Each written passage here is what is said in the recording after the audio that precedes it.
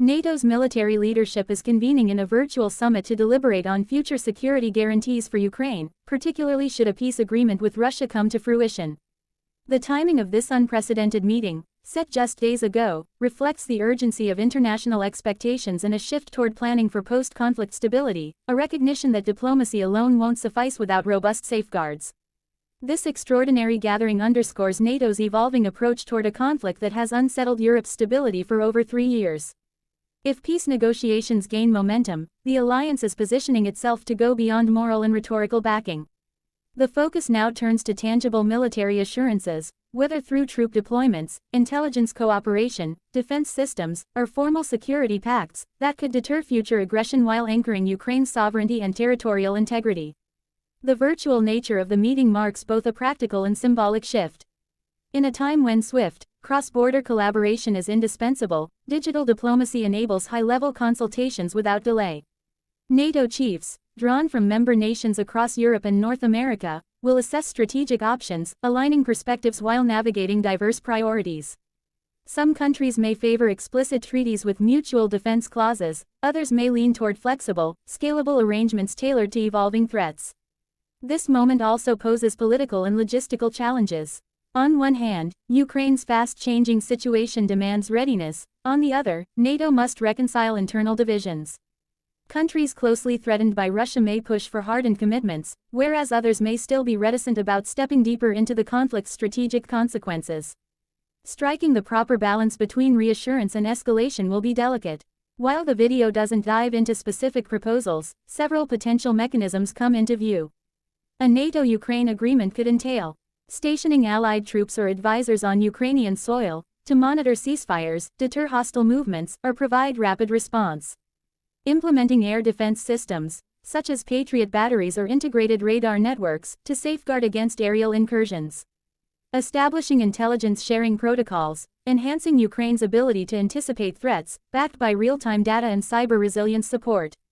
Creating formalized legal guarantees, akin to Treaty of Washington or comparable bilateral, multilateral arrangements, binding allies to collective action if Ukraine's security is threatened again. The video's core message, that NATO is set to hold a virtual meeting to discuss such security guarantees, hints at the growing recognition that diplomacy, while indispensable, may not endure without structural defense assurances. Since peace negotiations could potentially conclude at some point in the future, planning ahead is sensible.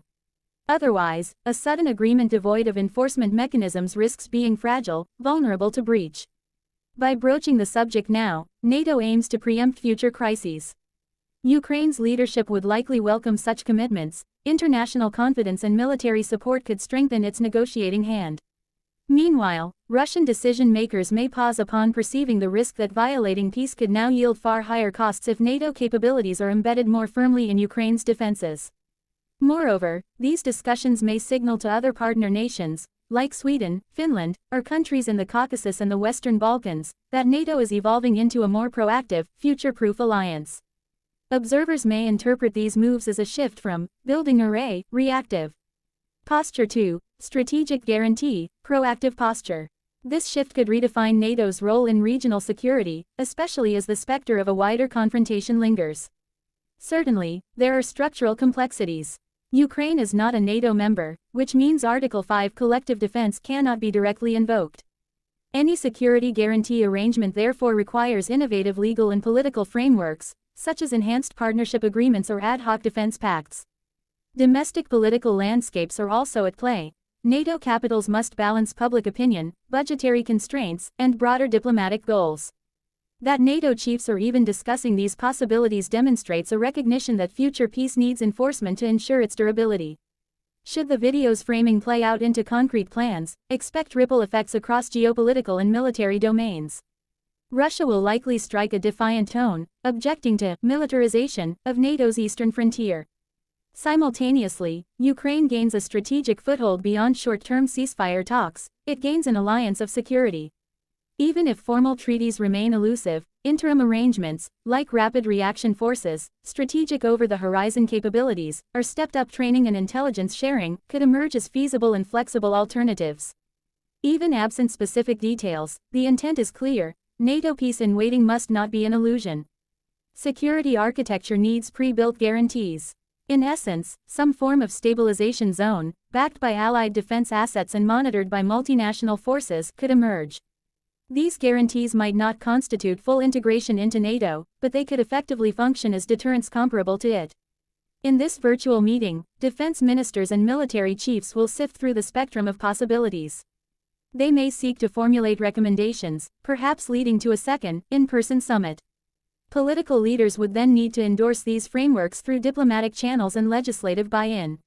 In parallel, Ukraine could be invited into joint scenario planning, exercises, and coordination mechanisms, even short of formal alliance status. Beyond European reassurance, this move signals to the world that NATO isn't retreating behind Cold War-era assumptions, it is adapting to intricate, hybrid challenges, balancing war-torn peace with preventive defense.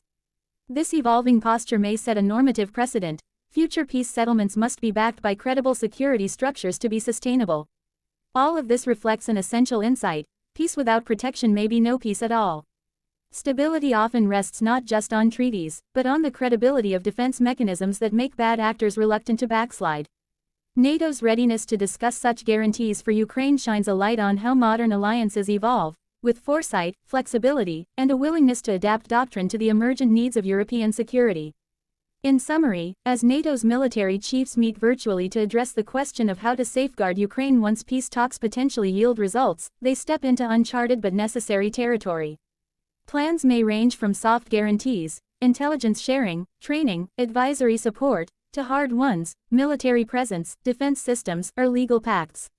While specifics remain vague, the meeting signals a strategic shift. NATO is preparing for peace, not just hoping for it.